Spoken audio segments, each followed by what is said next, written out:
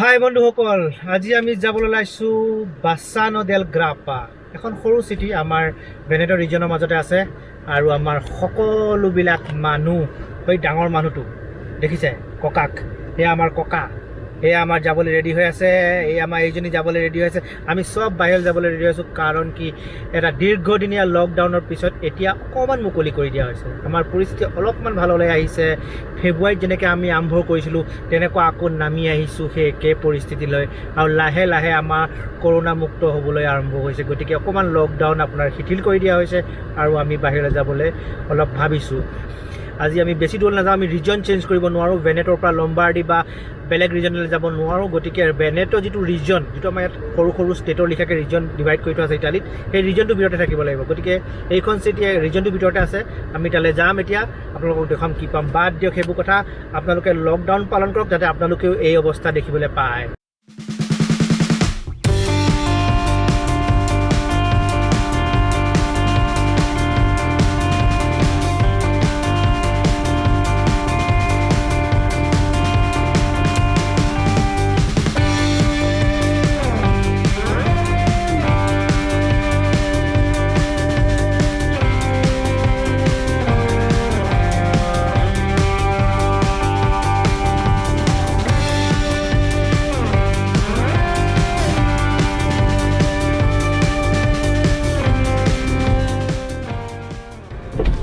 এতিয়া মই ল'ব লাগিব টোল টেক্সৰ টিকেট। এইটো ইম্পৰ্টেণ্ট, এইটো চব জেগাতে পে' কৰিব লাগে ইটালীত। এতিয়া ৰাস্তাটো খুলি গৈছে, এতিয়া আপোনালোকে চাব পাৰে যে আমি যাব পাৰিম। এতিয়া যাব লাগিব ভেনিছৰ পিনে, ভেনিছিয়া।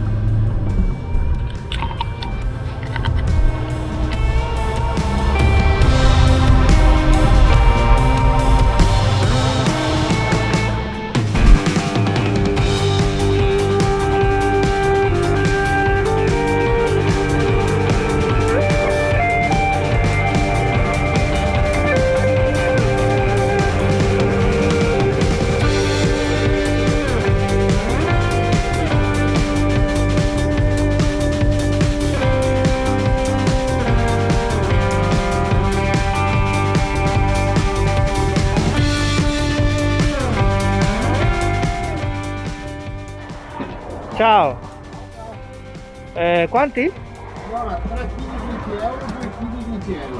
Se ti passo un burroni, che ti passo un ciliegie. Ok, cosa 10? Sono tutti 10, ma se ti passano 3 kg, che ti passo un burrone.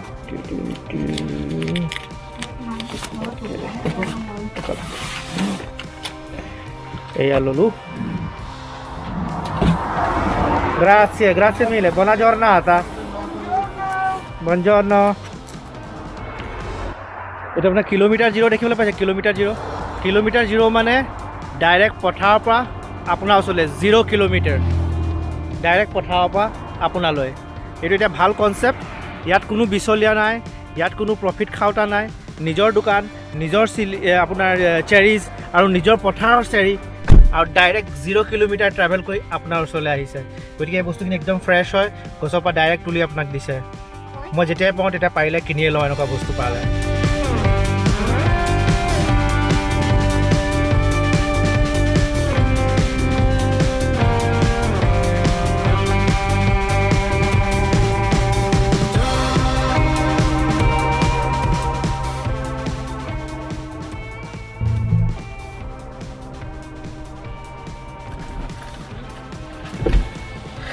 এতিয়া পে' কৰিব লাগিব।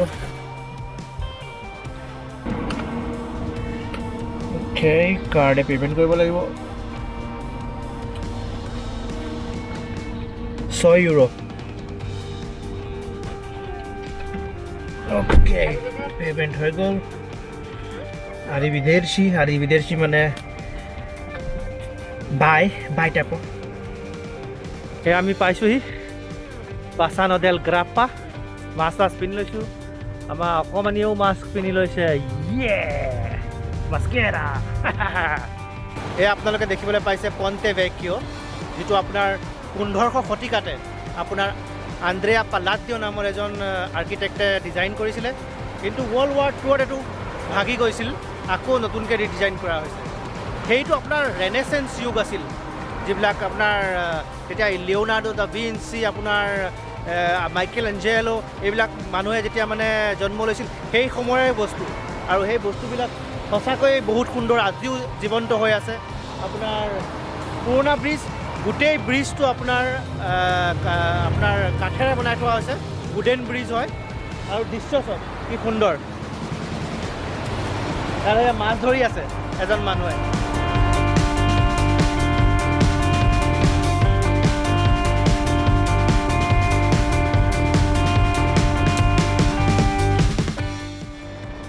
আমি এতিয়া ইয়াত বহি আছোঁ, এখন কাফে হয়।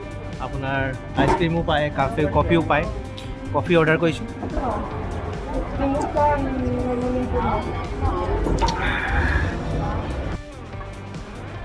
ফ্ৰেছ হৈ ল'লোঁ এতিয়া আমি গৈ আছোঁ আপোনাৰ পন্তে ভেক্কিঅ'। আপোনাৰ পন্তে ভেক্কিঅ' মানে পন্তে মানে ব্ৰিজ, ভেক্কিঅ' মানে পুৰণা ব্ৰিজ। পুৰণা হয়ে আৰু 15শ শতিকাত বনাইছে। হে, আৰু এইটো আপোনাৰ ৰেনেচেঞ্চ এৰাতে বনোৱা। এই চহৰখন যিটো বাছানো মানে আপোনাৰ হ'ল জাকোপো বাছানো নামৰ এজন পেইণ্টাৰ আছিল। তেওঁ ইয়াত জন্ম হৈছিলে। তেওঁৰ নামৰ ওপৰতে এখন বাছানো দেল গ্ৰাপ্পা। এতিয়া আপোনাৰ জাকোপো বাছানো আছিল আপোনাৰ 15শ শতিকাৰ সেই একেই ৰেনেচেঞ্চ এৰাৰ এজন বিখ্যাত পেইণ্টাৰ, ইটালিয়ান পেইণ্টাৰ। এতিয়া গ্ৰাপ্পা মানে হ'ল আপোনাৰ এটা এলকহলিক ড্ৰিংক। এইটো হ'ল আপোনাৰ এটা টাইপৰ ব্ৰাণ্ডি হয়, আৰু এইটো ইটালিয়ান অৰিজিন হয়। আপোনাৰ মানে ইয়াত মানে আপোনাৰ 30%ৰ পৰা আৰম্ভ কৰি 35%ৰ পৰা আৰম্ভ কৰি 60%লৈকে এলকহল কণ্টেণ্ট থাকিব পাৰে। যিটো গাঁৱলীয়া গ্ৰাপ্পা, সেইটো 60%লৈকে এলকহল থাকে। এতিয়া গ্ৰাপ্পাটো কি বস্তু গম পাই নাই?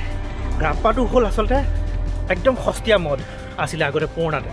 কি হ'ল মানে এতিয়া ৱাইনটো যেতিয়া বনায়, পিয়'ৰ একদম বেষ্ট কোৱালিটি ৱাইন বনোৱাৰ পিছত আপোনাৰ কিছুমান বস্তু লেফ্ট অভাৰ হৈ যায় আঙুৰৰ পৰা। তাৰ গুটিটো, তাৰ স্কিনটো, তাৰ যিটো আপোনাৰ পাল্পখিনি, সেইখিনি পেলাই দিবলগীয়া হয়। গতিকে সেই বস্তুখিনি গোটাই পেলাই আকৌ তাৰপৰা প্ৰেছ কৰি পেলাই আকৌ তাৰপৰা এলকহল বনায়।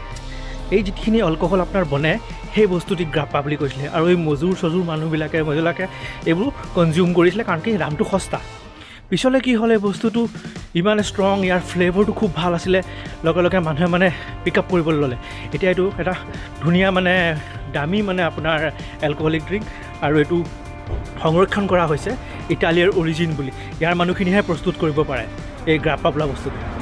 আৰু ইয়াক আপোনাৰ ডাইজেষ্টিভ বুলি কয়, মানে আপোনাৰ আফটাৰ দ্য মিল্ক এইটো বস্তু খায়, মানে ডাইজেষ্ট কৰিবলৈ মানে। সেইকাৰণে এই এলকহলটো যেতিয়া তেতিয়া নাখায় মানে। আৰু তাৰ উপৰিও আৰু এটা বস্তু আছে, আচৰিত পাব আপুনি যদি এছপ্ৰেছ' কফিত ইটালিয়ানবিলাকে কি কৰে, অলপ গ্ৰাপ্পা দি দিয়ে, মদ দি দিয়ে অকণমান, এই গ্ৰাপ্পা মদটো দি দিয়ে।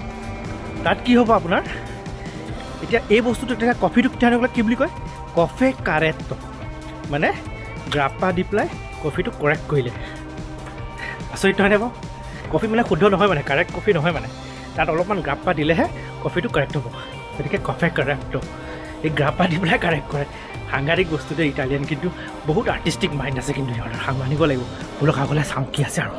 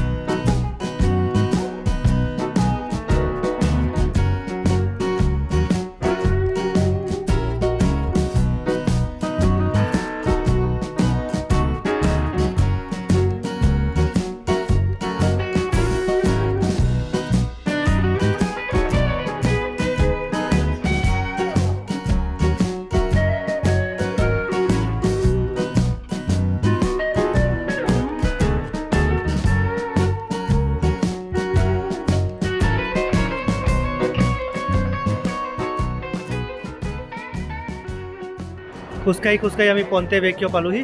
এয়া হ'ল পন্তে ভেকিঅ'। আপোনাৰ গোটেই ব্ৰিজটো কাঠেৰে বনোৱা, গতিকে বহুত পুৰণি ব্ৰিজ হয়। সেইকাৰণে এতিয়া ইয়াত মানে ভিতৰত আপোনাৰ লোহাৰ ফ্ৰেম দি থোৱা আছে। অলপমান সৌন্দৰ্যটো ম্লান হৈছে ভিতৰৰ ফালৰ পৰা, কিন্তু একেই পুৰণা যিটো অস্তিত্ব সেইটো এতিয়াও মানে বজাই ৰখা হৈছে। গতিকে চাওঁ বলক ভিতৰত।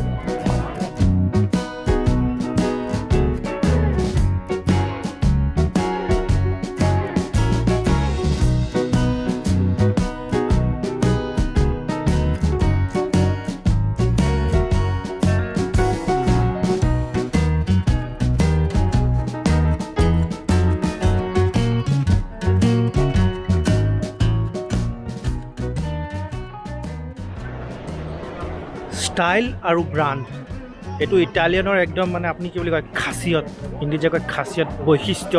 সেইটো একদম পূৰা ইটালিয়ানৰ বৈশিষ্ট্য। আপুনি ষ্টাইল, ইটালিয়ানৰ আপুনি ষ্টাইল চালে একদম ৰিয়েলি তেওঁলোকে বহুত মানে ষ্টাইলিছ হয়। ড্ৰেছ, পোচাক, চুলি ষ্টাইল, আৰু ইভেন তাহাঁতৰ যিটো ইটালিয়ান ভাষা যিবিলাক কথা কোৱাৰ ভংগীমা, সেইবিলাকো চব একদম মানে আপোনাৰ কাব্যিক হয় একদম। যেনেকৈ আপোনাক ধৰি লওক মাছ চাছ দি বনোৱা পিজ্জা এটা ধৰি লওক, আপুনি মাছ চাছ দি বনোৱা পিজ্জা বুলি নকয়, ক'ব পিজ্জা কণ ফ্ৰুত্তা দি মাৰে। ফ্ৰুত্তা দি মাৰে মানে সাগৰৰ ফুল, পিজ্জা সাগৰৰ ফুলৰ সৈতে, এনেকুৱা কাব্যিক হয়। আৰু তেনেকৈ ব্ৰাণ্ডো তেওঁলোকৰ ঢেৰ আছে। ধৰি লওক আপুনি লেম্বৰগিনিয়ে হওক বা ফেৰাৰীয়ে হওক বা আপোনাৰ জাৰাই হওক, এই সকলোবিলাক ব্ৰাণ্ড আপোনাৰ হ'ল ইটালীৰ। কাৰণ কি তেওঁলোক এইবিলাক ক্ষেত্ৰত বহুত আগবঢ়া। আৰু এই যিবিলাক ব্ৰাণ্ড আৰু এইবিলাক যিবিলাক বৈশিষ্ট্য, এইবিলাক তেওঁলোকে সংৰক্ষণ কৰি আছে। এতিয়া আপুনি সেই ব্ৰিজখন দেখিলে আপোনালোকে দেখিছে যে ব্ৰিজখনত কিমান কষ্ট কৰি তেওঁলোকে এতিয়া আকৌ ৰিবিল্ড কৰিছে, ৰিন'ভেট কৰিছে। এই গোটেই এৰিয়াবিলাক, এই গোটেই ঘৰবিলাক বহুত পুৰণি ঘৰ হয় আপোনাৰ। এইবিলাক এণ্টিক ঘৰত সোমাইছে, এইবিলাক এতিয়া ভাঙিব নোৱাৰে আৰু ৰিন'ভেশ্যনো কৰিবলৈ মানে বহুত পাৰ্মিশ্যন ল'ব লাগিব। গতিকে এইবিলাক ক্ষেত্ৰত ইটালী বহুত ষ্ট্ৰিক্ট। সেইকাৰণে ইটালীৰ যিটো পুৰণি ঐতিহ্য, যিটো এণ্টিকনেছ, সেইটো একদম মানে বজাই ৰাখিবলৈ সক্ষম হৈছে। সেইকাৰণে মানুহে মানে এই বস্তুবিলাক দূৰ দূৰণিৰ পৰা ইয়ালৈ চাবলৈ আহে।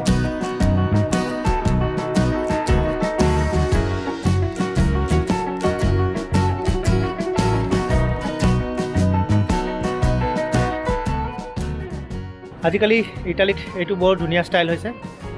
আপোনাৰ ঘৰত আপোনাৰ লতা উঠাই দিয়ে, আৰু এইটো আপোনাৰ ভিতৰখন ঠাণ্ডা ৰাখিবলৈও সহায় কৰে আৰু প্ৰাকৃতিকো হয়, নিজে অলপ প্ৰাকৃতিক অনুভৱ হয়। আৰু এইটো আপোনাৰ ভাৰ্টিকেল গাৰ্ডেন বুলি কয়, কাৰণ কি গাৰ্ডেনখন ওপৰলৈ উঠায়।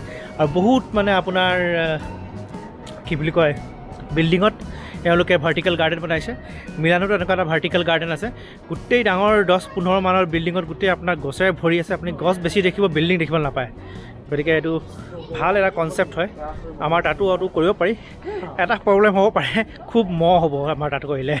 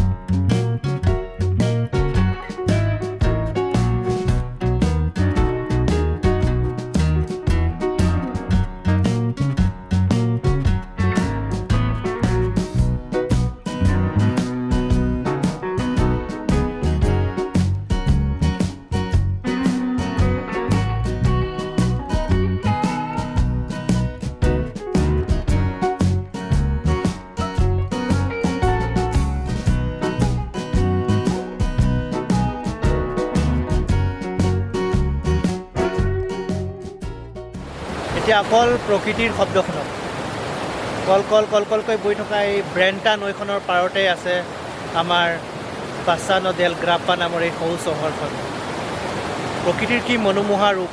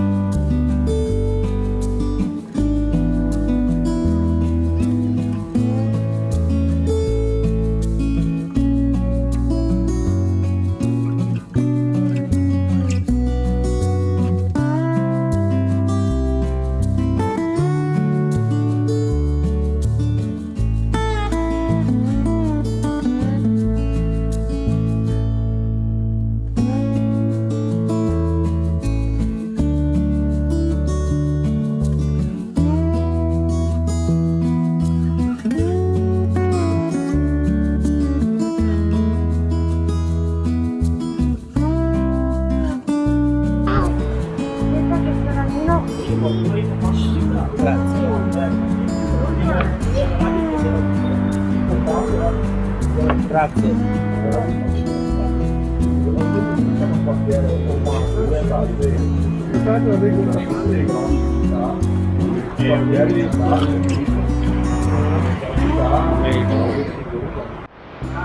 এয়াই আজি গধূলিৰ আহাৰৰ সৈতে অন্ত পৰিল বাছানো দেল গ্ৰাপ্পাৰ কাহিনী। আকৌ আহিম ইউৰোপৰ বা ইটালীৰ অখ্যাত আৰু বিখ্যাত চহৰৰ কাহিনী লৈ আপোনালোকৰ ওচৰলৈ। মোৰ লগত থাকিব, চেনেলটো লাইক, ছাবস্ক্ৰাইব আৰু শ্বেয়াৰ কৰিবলৈ নাপাহৰিব। লগ পাম, বাই বাই।